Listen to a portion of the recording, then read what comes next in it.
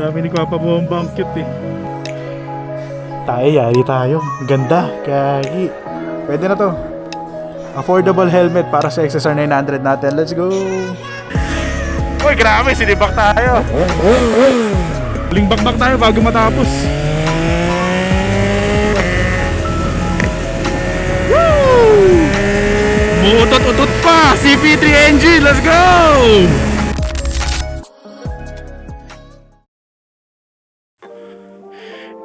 Ito yung helmet natin na X15. Maganda naman, pero sobrang nagsasawa na talaga ako. So, litong-lito na ako kung ipapapinturahan ko pa ba to. Ang mahal kasi niyan, 48,000, tapos tatanggalin mo lang yung totoong anyo niya. Hindi talaga ako sigurado. Cold start.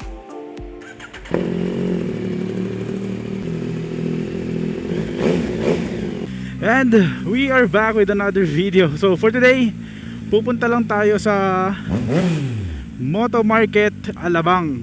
Titingin tayo ng bagong helmet, pero affordable helmet lang to. Ang tatak niya ay Brio. Nakita ko, nagandahan kasi ako. So around 4,000 pesos lang siya.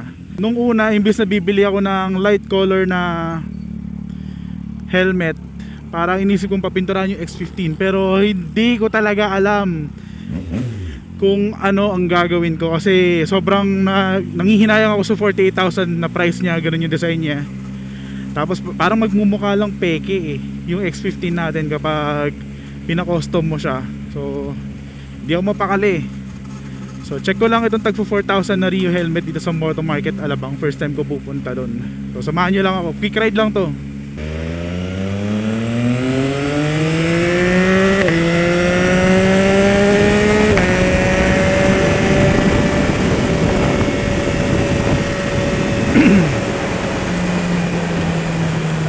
Kalimutan ko ulit mag-ND filter, pero nakakatamad kasi gamitin, kaya hindi na naulit.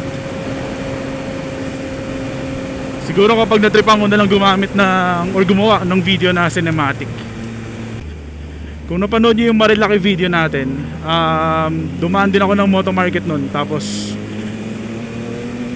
nandun yung AGV na gusto ko. Sobrang good price na nga nun pero hindi rin natuloy. Kasi nga parang hindi ko na-feel na kailangan ko ng pangatlong helmet. So ngayon nandito tayo para bumili ng pangatlong helmet kung okay talaga. Pero tag 4,000 lang, 'di ba? Kahit papaano hindi siya masakit. Affordable helmet. And hindi ko lang alam kung babagay sa XSR 900 natin. Pero tingin ko wala namang masama pag nag-inarte lang tayo, 'di ba?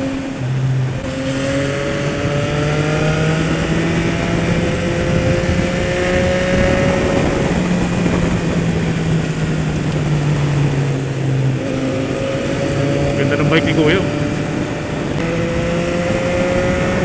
Feeling na sexy.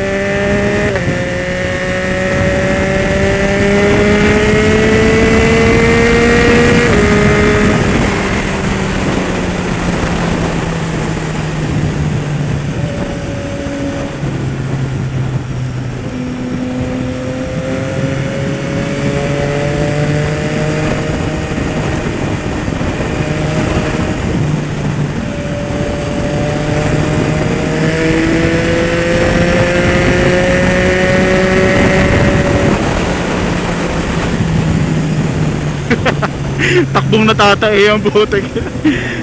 Sarap enjoy.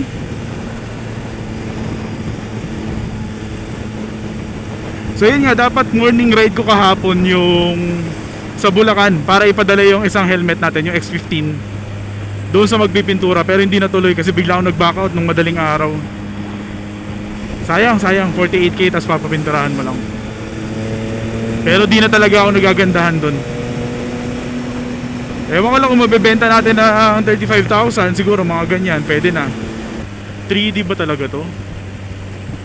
Hindi, ang galing Ang ganda ng karatula nila dun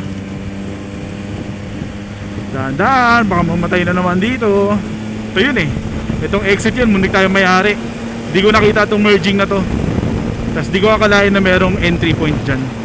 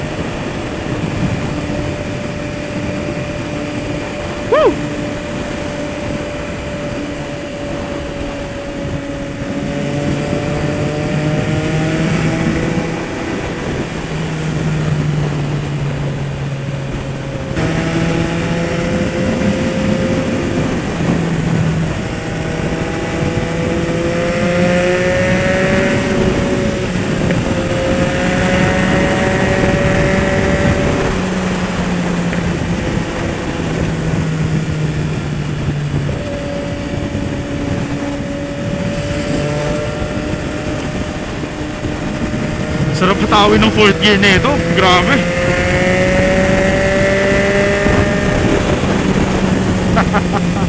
Sheesh!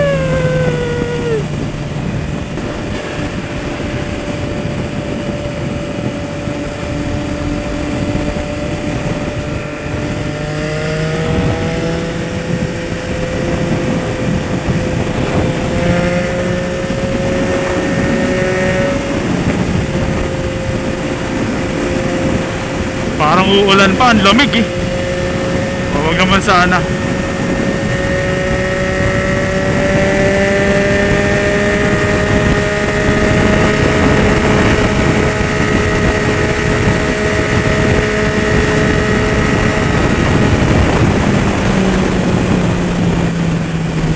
Oh, yung kamay ko.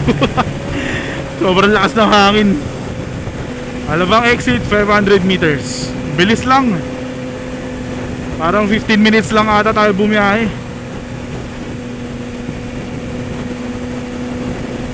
Pero sa Waze, Philinvest exit. Parehas lang ba yun? Pero alabang tayo eh. Oh no, parang mali yung ginawa ko. Oo, mali. Kasi tingin ko hindi alam ni Waze na nasa baba lang tayo. Uh-oh. Hindi, pwede pa rin naman dito. By the way, kung meron kayong alam na magandang nagko-custom ng helmet, magaling pumintura, at madali makita na maganda talaga yung gawa nila, please comment down below or i-message nyo ako dito sa Facebook page natin, Doma Moto PH. Isa pa lang kasi yung alam ko, si Helmet Di Balbon ang nag-refer. Maganda naman. May ibang sakto lang, pero meron siyang isang gawa na Ducati at saka BMW. Ang ganda. So, okay na ako dun eh. Ang presyo niya dun sa peg ko, 4,500. So, parang ganito lang din yung presyo ng bagong helmet na kukunin natin if ever nabibili tayo. Ay, pero every time sinusuot ko, di ako natutuwa dun. Hindi ko lang siya mag-give up kasi twinning kami ni Airpat dun. Parang sayang din, diba? Balik yung pagkapa ko sa timpla ng clutch at saka throttle sa slow speeds. Kasi inangat ko eh. Parang nasa first 30% nung clutch yung biting point niya. Dati nasa gitna, doon ako nasanay. Tapos yun nga, nagto 2 fingers na ako. Para lang kapag lumipat ako ng ibang motor, ganito na ako lagi. Actually nailang na ako panoorin yung dati kong vlog eh, yung mga luma ko. Nakikita ko nga nakaganyan ako, yung dalawang middle fingers. Uy, middle finger. Okay, throwback. Pang Meteor Garden yung itsura. RIP to Sanchay. Bago na rin pala battery ng motor natin, bigla akong namatayan one time sa gitna ng daan at ako'y napatulak pa sa car scoot. Pero mahal ng battery nito, 6.9. Yuasa na Japanese yung pinili ko. May Yuasa Taiwan nga eh. Ewan ko ano pinagkaiba nun. Pero syempre Japan yung binili ko kasi baka di maintindihan ng Japanese bike natin yung Taiwan. Okay, so nandito na yung helmet na pinuntahan natin. Yan, yung itsura niya. So kapag pinagtabi, diba? Simple lang naman yung mga gusto ko sa helmet talaga. Spite ako lang din yung iba't ibang kulay. Bagong dating lang to. Ayan. Lahat yan classic. Light gray. Ito yung gusto natin, ivory white. Parang cream. So ito yung white talaga. Pero parang mas good ko to eh. Tapos meron din silang X15 dito. Ito yung dapat kukunin natin, pero di natin naantay. Kaya nauna yung Barcelona. Gaganda rin talaga ng X15 no. Yeah, 48k, papapinturahan ba talaga natin kung sakali, di ba? So ang option ko lang naman, papapinturahan natin yung X15 natin or bibili tayo ng pangatlong helmet. Tingnan niyo yung kulay ng loob. Tapos naka double D-ring din siya. Actually walang kwenta sa akin yung D-ring kasi ganito lang din ako magana strap eh. Kamote. Okay ba? Pero ang ganda ng sizing niya, hindi siya masikip. Yung iba kasing helmet, kahit 2XL siya, hindi siya yung sobrang kasya sa atin. Tayo, yari tayo. Ganda, kagi. Pero may nakita akong vlog. Ito rin yung ni-review niya. Black to eh. Hindi ko alam kung ano mas gusto ko. Okay din niya may touch ng ganito, no? Parang social tingnan. Tapos dalawa na yung lens niya. Meron tayong clear. Okay lang ba yon? Naka-XSR 900 tapos affordable ang helmet. Yari, gastos na to. Buti di ko talaga pinapinturahan. Pakita ko lang din pala kung ano yung dalawa sa nagustuhan ko sa kanya. So yung pag-open ng visor, one hand lang kasi nasa kaliwa. Lagi kong binabanggit yan, parang ganito. Kasi kapag nagra-ride na, mahirap din na susungkitin mo pa sa gitna. Lalo na lagi tayo may camera dito. And meron siyang speaker package. Although hindi siya ganun kalalim, nasa yan, meron siya dyan. Mababaw lang pero ready na siya. So siguro pabutasan na lang ulit natin. 300 lang naman yung binayad ko doon. Kung sakaling lalagyan natin to ng kit ng Cardo, mas mahal pa yung kit kesa doon sa helmet mismo. 6,000 kit na ito eh. O siguro baka gamitin natin yung tanggalable na lang. So kung sakaling kunin natin to, ang wala na lang tayo ay yung pang adventure na helmet. Pero doon parang Aero yung gusto ko eh. Nagugustuhan ko yung Aero. Tatakpan natin yan. Hindi ako masyado proud. Hindi naman dahil sa ayoko ng Rio. Gusto ko yung itsura niya. Ayoko ng pangalan ng brand. Simple lang talaga mga gusto ko sa helmet eh. Oh. Diba? Classic look lang. Pwede na to. Affordable helmet para sa XSR 900 natin. Let's go! Okay na.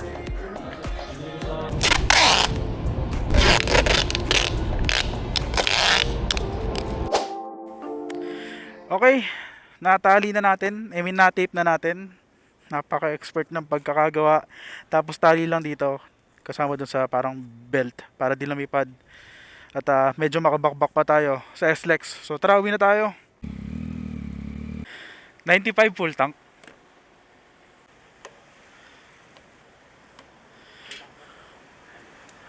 XCS 95 tama. Okay. Layo natin cellphone, baka kung anong mangyari. Yun lang talaga masakit kapag big bike eh. Konting ride mo lang, ubos agad yung gas mo. Di katulad kapag scooter, di ba? Talagang masusulit mo eh. Parang yung full tank natin, isang ano lang yon, Marilaki, at saka itong ride natin ngayon. Ganda dito ah. Ang presko. Sama tayo sa video. Oh, bomba. Eh. Sarap ng trip naman nila. Yan ang wala ako, mga tropa na yung high school tropa, hindi yung adventureros. Bago kasing tropa yun eh. Pero yung mga kababata mo talaga na kasama sa pagmumotor, wala akong kasama kaya medyo awit.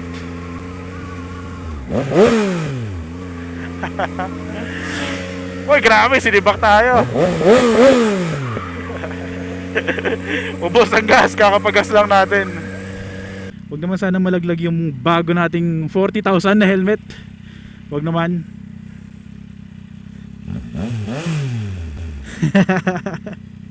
Ang dami ni Kwapa Bomba, ang cute eh.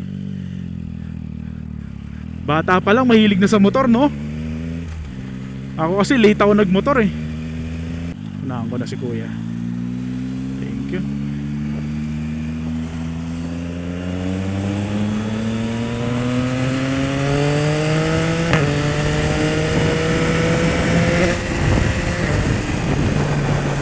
Actually yung AGV na puti hindi na rin naman masakit yan eh. Doon lang papasok yung parang gagastos ka pa ba para sa ikatlo. So sana ma-enjoy natin tong pangatlong helmet. Kakabitan ko pa ito ng mount ng camera at saka Cardo.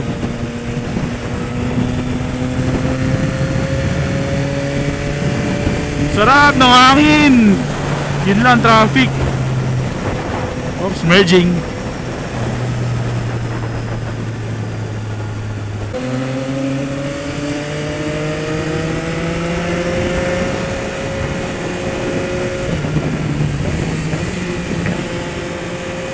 Grabe, nag-brake siya doon, ang layo pa. Gulat ako. Umilaw yung likod eh.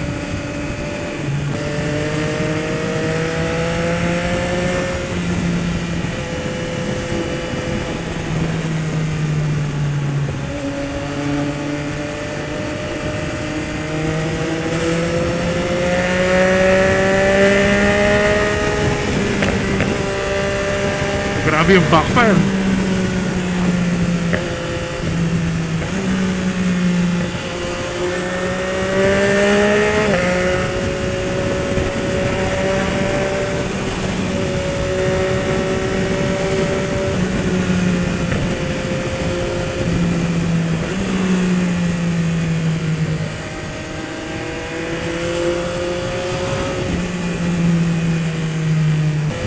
Sarap magstay sa third gear, putik.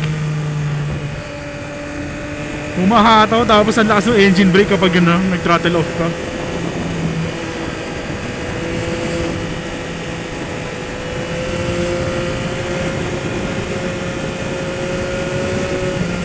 You know, safe na safe yung feeling.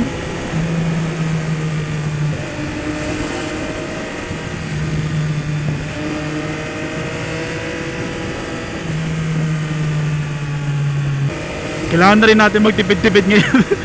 Dahil sunod-sunod yung gastos. Paano? Sumabay yung ADV at saka yung battery nito.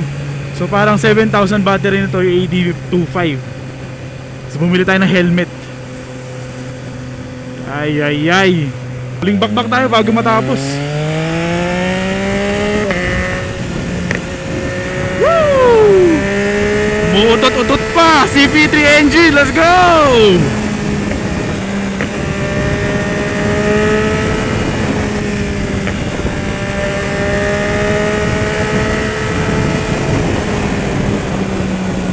Bugbog na bugbog yung tail gear natin ah.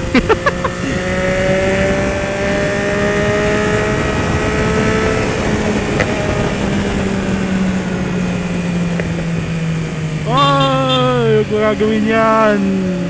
Oops, check mo na the helmet. Okay, nandito pa. Wait, saan nang galing to? Pwede ba yun? Anyway, dito natin tatapusin ng video. So mga sumama sa pagbudol ng third helmet natin, salamat sa inyo. Sa Feb 22 meron pala tayong solid ride, so abangan nyo yun. Kasama ulit natin ang Adventurero. Shoutout sa inyong lahat. See you on Feb 22. So ngayon, mga quick rides lang muna tayo katulad to. Again, salamat sa inyong lahat. Ride safe everyone. Peace!